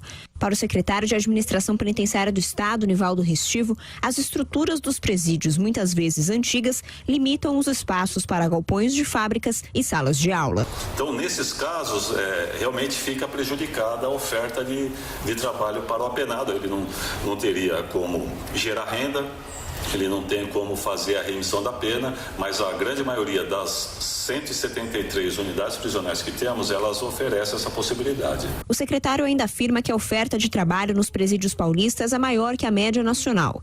Oferecer condições de trabalho e estudo a mais presos foi uma das promessas de campanha do governador João Dória. Um projeto de lei da senadora Soraya Tronic, do PSL, prevê que os presos que trabalham no sistema carcerário passem a ressarcir obrigatoriamente o Estado de seus gastos. Mesmo trabalhando, esse valor que é descontado para as despesas não pode ultrapassar 1/4 daquilo que ele recebe. O projeto ainda inclui a opção de presos com condições financeiras melhores pagarem pelos seus gastos com recursos próprios. O sistema prisional paulista possui cerca de 140 mil presos condenados em regime fechado e 40 mil em regime semiaberto. Outros 52 mil estão em centros de detenção provisória. Ataques com armas brancas disparam no Reino Unido, segundo o escritório britânico para estatísticas nacionais. Em um período de 12 meses, encerrado em março deste ano, houve 43.500 ocorrências. Em 2015, esse número havia sido de 25 mil. Apenas no último mês de junho foram registradas 4 mortes por objetos cortantes em um intervalo de 4 dias. Carga tributária bate recorde de 35,07% do PIB em 2018.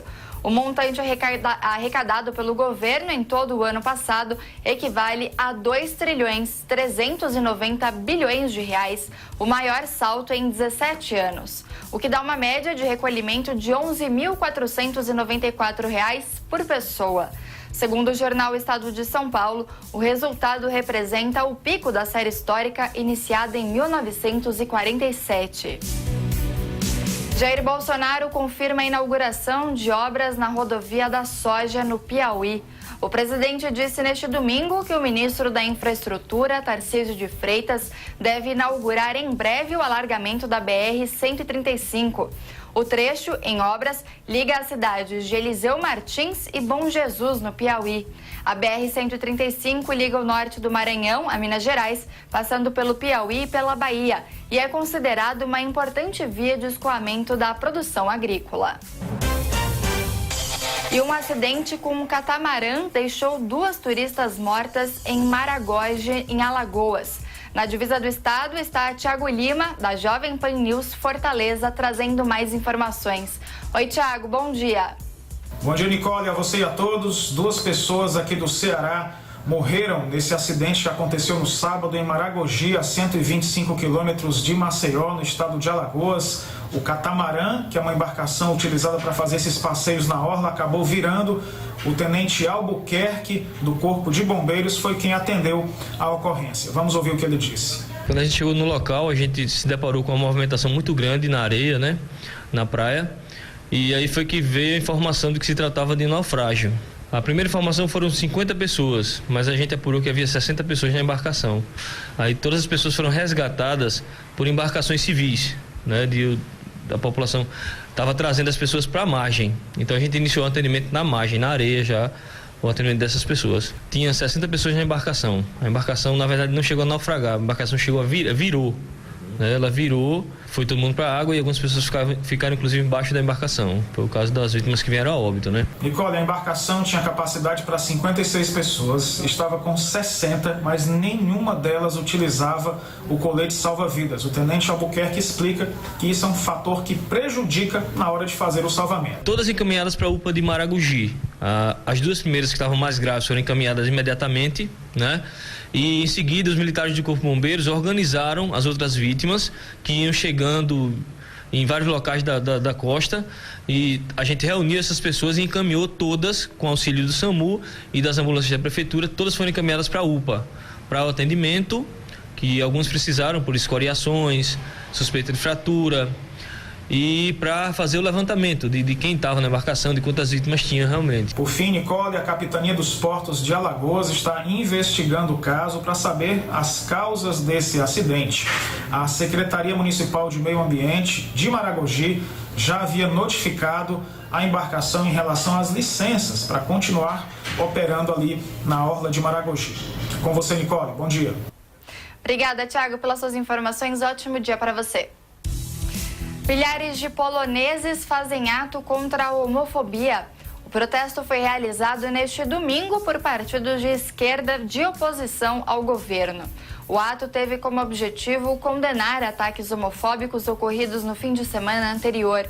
As agressões foram registradas durante a primeira parada do orgulho LGBT da cidade no nordeste da Polônia. O presidente do Peru propõe reduzir mandato em 1 ano e antecipar as eleições gerais. Martim Vizcarra apresentou a proposta neste domingo durante o discurso no Congresso pelo aniversário da independência. Ele defendeu que o mandato presidencial e dos congressistas termine em julho de 2020. A proposta é uma tentativa de solucionar a crise institucional entre o executivo e o legislativo do país. No Afeganistão, o presidente lança candidatura à reeleição. Ele comunicou o início de sua campanha neste domingo, prometendo dar início a conversas sobre paz com o Talibã. Também disse que pretende transformar o país num polo comercial. O afegão chegou ao poder em 2014, após ter vencido uma eleição marcada por acusações de fraudes.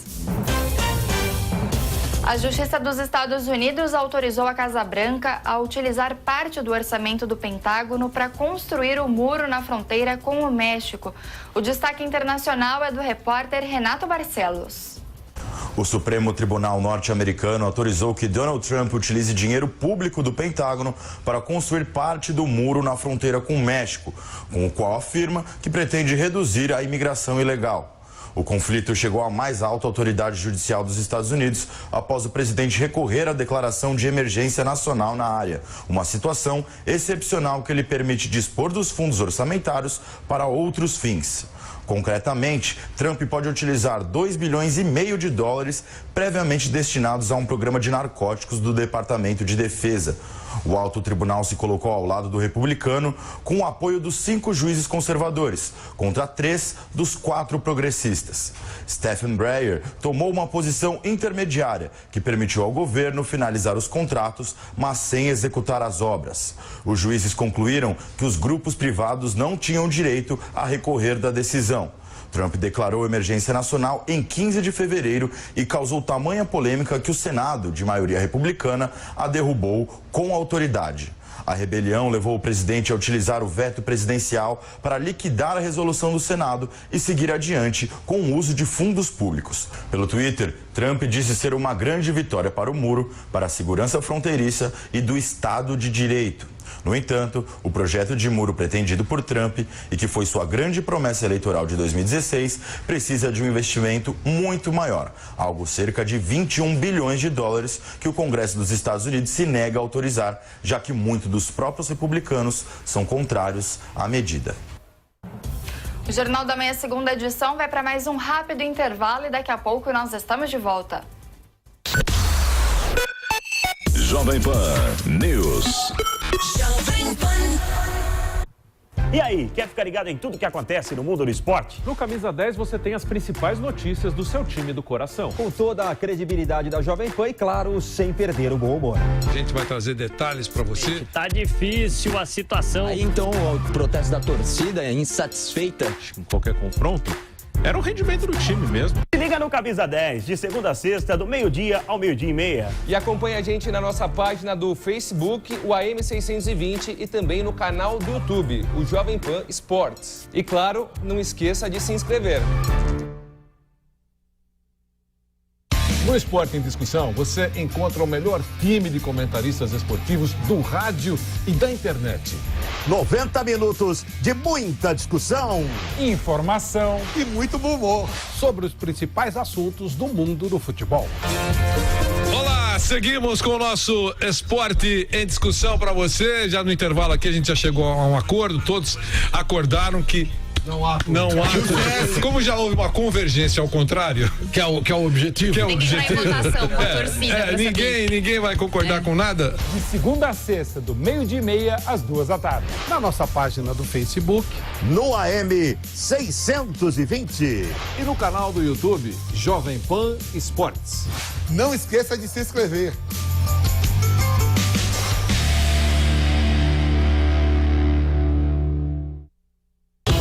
Aqui na Jovem Pan, o compromisso é com notícia.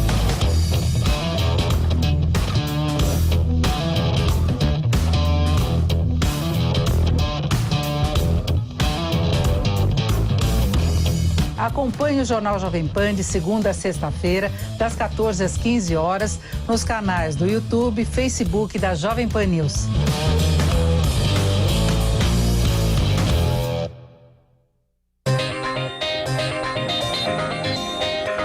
As notícias que não podem ficar para depois, você acompanha no Jovem Pan agora. Os principais assuntos do dia, as notícias de última hora, análises e a opinião do time de comentaristas da Jovem Pan. Acompanhe de segunda a quinta, ao vivo, a partir das 4 horas da tarde, o Jovem Pan agora. Estamos em toda a rede Jovem Pan News, no YouTube, Facebook e Twitter. Jovem Pan agora.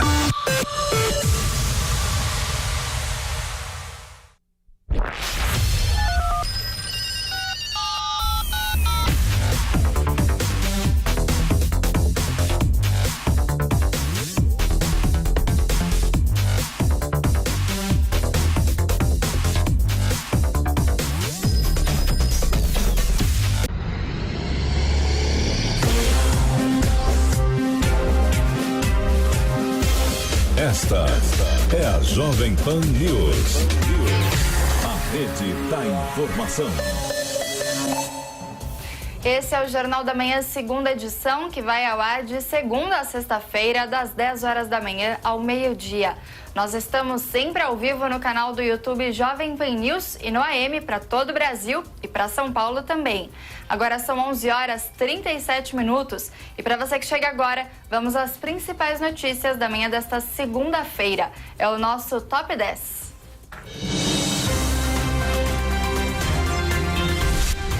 Mensagens vazadas. Preso suspeito de hackear autoridades, Walter Delgatti tem passagens pela polícia e histórico de estelionato.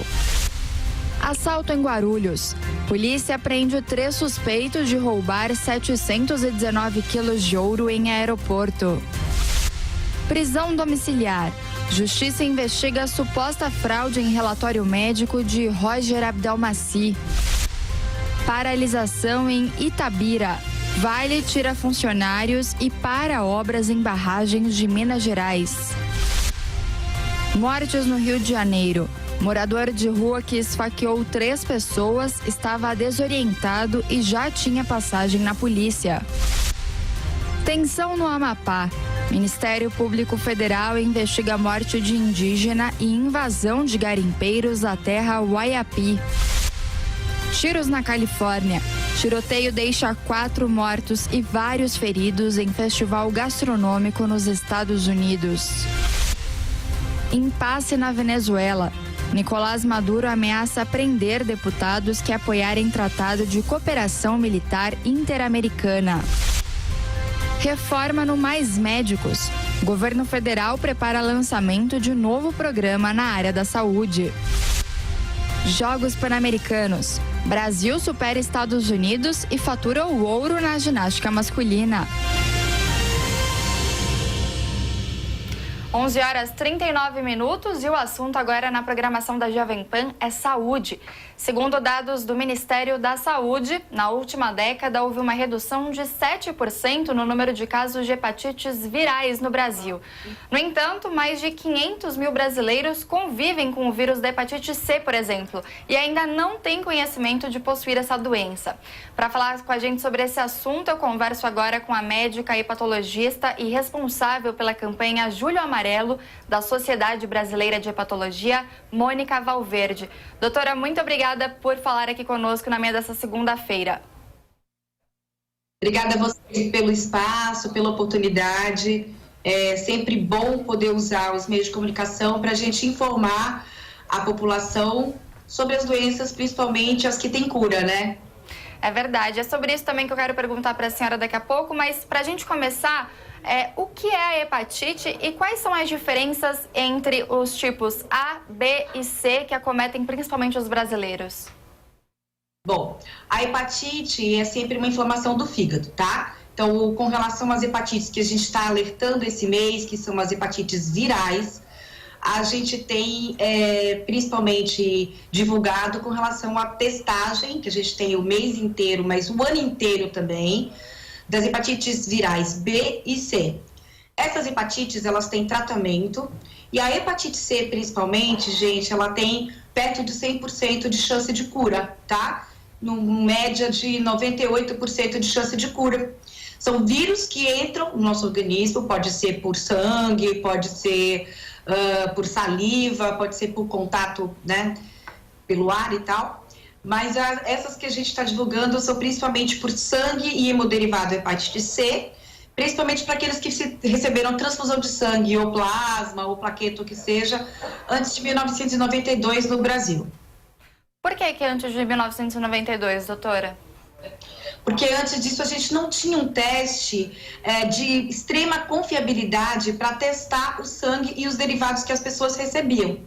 Então, poderia alguém receber, antes dessa data, sangue contaminado com hepatite C, principalmente aqui no Brasil. E essas doenças, essas hepatites virais B e C, como a senhora mencionou, elas têm sintomas, elas apresentam alguma mudança que a pessoa possa perceber?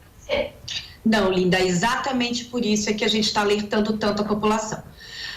Essas hepatites, elas são completamente assintomáticas. Aliás, gente, as doenças do fígado são completamente assintomáticas, na sua maioria, até que já esteja instalada a cirrose hepática e o câncer de fígado por uma dessas doenças. Isso inclui a gordura no fígado, tá? Que é a esteatose hepática, a doença alcoólica do fígado, mas principalmente as hepatites virais B e C. E você estava me falando, doutora, que elas têm cura, é isso mesmo? Adorei que você me chamou de você, finalmente. Perdão. Exato, elas têm cura, hepatite C tem cura em quase 100% dos casos. Galera, vamos testar, é uma coisa muito simples hoje, o tratamento é com um comprimidinho só, uma vez por dia, por 12 semanas, ou seja, por 3 meses, com praticamente todos os casos curados, tá? Então, na sua cidade, não só no Julho Amarelo, mas durante todo o ano, existem os CTAs, Centro de Testagem e Apoio e Aconselhamento, onde vão existir lá, existem pessoas super capacitadas, tá? Para fazer essa testagem para HIV, para hepatite B, para hepatite C, tá? Também, quem der nessas campanhas, quem testar e der negativo, lembrar de se vacinar para hepatite B. Quem não é ainda vacinado ou não tem imunidade para hepatite A, a vacina é extremamente confiável também, tá? Não existe vacina para hepatite C, então, por favor, teste, porque com certeza, se a gente fizer esse diagnóstico, você vai estar curado. E como que esse vírus é contraído, doutora? Então, como eu falei um pouquinho antes, na verdade, hoje, por transfusão sanguínea ainda é muito raro, mas é possível. A gente tem que ter cuidado com todo o material que invade o corpo humano, por exemplo, alicate de unha, cuidado com as tatuagens, pessoal. Então, fazer sempre estúdio onde tem material descartável, mas também ainda transfusão de hemoderivados se o lugar não é tão confiável. A gente imagina que o Ministério da Saúde está sempre cuidando disso, a Secretaria da Saúde está sempre de olho nisso, a gente tem que testar esse sangue, né, que é recebido de doação, mas, por exemplo, as pessoas que já tiveram hepatite não são hoje nem permitidas que elas doem o sangue, né? A gente sabe na testagem que já teve, o Ministério não aceita esse sangue para doação. Mas a gente pode se contaminar por lâmina de barbear, compartilhamento, para uma pessoa que tem hepatite C e o outro não tem, por compartilhamento de seringa, todas essas vias. Dentista com material não esterilizado, tem que ter bastante cuidado com todas essas coisas até hoje. Quer dizer, todo mundo tá aí podendo pegar, né, esse vírus e contrair a doença, né, doutora? Então, só para a gente fechar, quem quiser, quem precisar fazer essa testagem, você falou a respeito de quem fez transfusão de sangue antes de 1992, o que deve fazer a partir de agora? Lembrando, ressaltando que, segundo dados do Ministério da Saúde, 500 mil brasileiros podem ter a hepatite C, o vírus da hepatite C, e não sabem, né? Na verdade, a gente fala em 700 mil. A gente fala em um número em torno de 700, mas a gente não tem muita certeza disso, porque também existe a sazonalidade não, a epidemiologia com relação aos estados. A gente agora na campanha, a gente vai tentar depois compilar esses dados, mas existe, por exemplo, uma prevalência diferente de acordo com o estado, de acordo com a cidade, né? Quais são os cuidados que se tem, por exemplo, com esse sangue hemoderivados, as cidades que têm grupo de risco maior para uma coisa ou outra, enfim. As pessoas devem testar sim, todas as cidades, procurem por essa sigla, CTA, tá? C de casa, T de tatu, A de amor, todas as cidades têm os CTAs, tá? Principalmente as capitais, e é gratuito o teste para HIV, hepatite B, hepatite C e para outras doenças, e se der positivo, vocês serão encaminhados lá para um de nós, tanto hepatologistas quanto infectologistas, médicos que estão capacitados e que trabalham em centros de referência para atendimento dessas doenças, e o tratamento também é normalmente gratuito, a gente consegue isso pelo SUS. Esse teste é rápido, doutora? Como é que é feito? É rapidinho, Elia, com a pontinha de sangue, né, um dedo, com uma gotinha de sangue, a gente semeia ali numa plaquinha, e em torno de 5 minutos no máximo o teste está pronto. Sem medo, pessoal, meninos que odeiam agulhas, os meninos principalmente, vão lá que não vai doer nada, tá bom? Tá certo. A gente conversou então com a doutora Mônica Valverde Viana, que é responsável pela campanha Julho Amarelo da Sociedade Brasileira de Hepatologia. Muito obrigada, doutora, pelas informações. Obrigada, querida. Obrigada pelo espaço, sempre à disposição. E nos portões do DEIC está o repórter Tiago Muniz. Tiago, bom dia. Já há alguma mudança no número de suspeitos presos?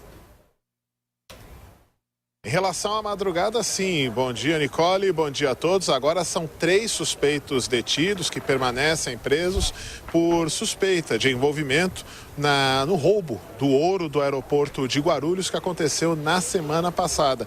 E nas últimas horas esse caso teve uma reviravolta importante, porque o homem que teria sido sequestrado, teria tido a família feita refém para obrigar que ele desse acesso ao terminal de cargas, na verdade a polícia agora acredita que ele tem envolvimento com a quadrilha, que ele teria facilitado, participado do crime e por isso ele foi preso e continua detido aqui na carceragem do DEIC. Se trata do funcionário da concessionária Gru Airport, Peterson Patrício.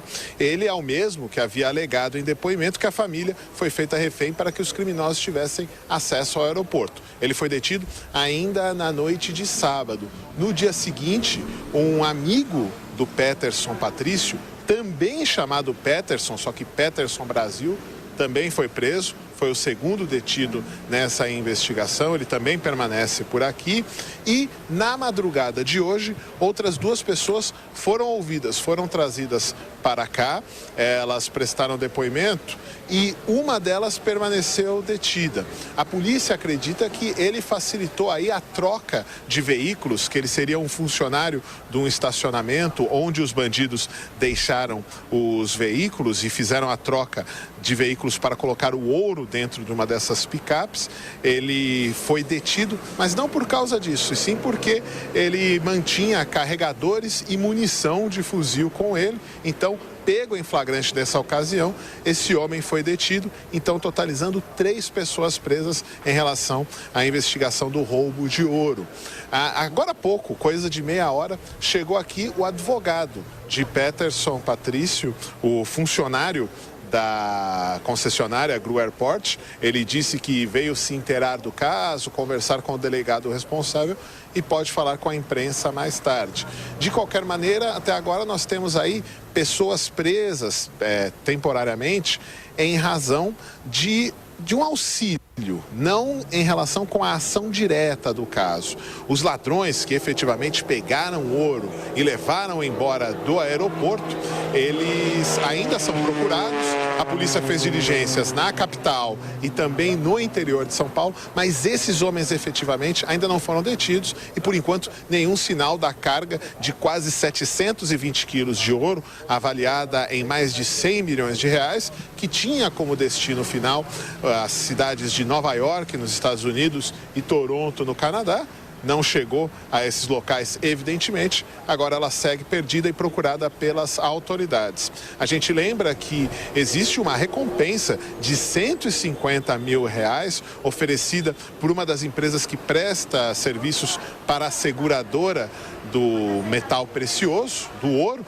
Essa informação deve ser repassada para a polícia e, se elas levarem as informações à detenção, ao encontro do ouro, então essa recompensa deve ser paga. Qualquer informação deve ser repassada à polícia. Portanto, essas são as informações aqui do DEIC, na Zona Norte de São Paulo, Departamento da Polícia, que faz essa investigação desse roubo milionário, cinematográfico, que aconteceu semana passada no Aeroporto Internacional de Guarulhos. Da Zona Norte de São Paulo, nós voltamos aos estúdios. Nicole. Obrigada, Thiago, pelas informações. Ótimo trabalho para você.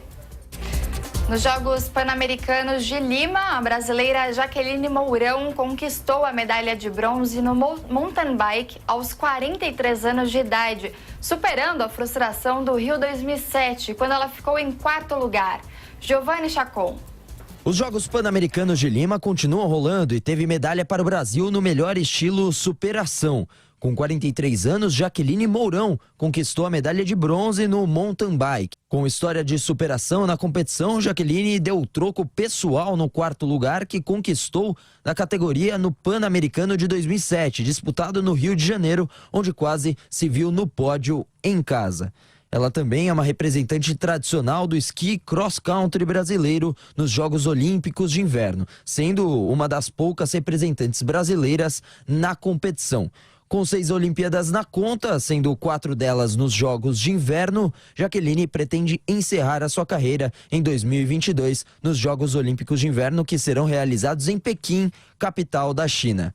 Nessa segunda-feira, o Brasil entra com chance de medalhas em várias competições. Destaque para Isaquias Queiroz na canoagem 1.000 metros, favorito para a grande decisão que acontece às 11h45 da manhã, horário de Brasília. Na Fórmula 1, o holandês Max Verstappen venceu o Grande Prêmio da Alemanha e colocou água no chope da Mercedes. Alex Ruffo.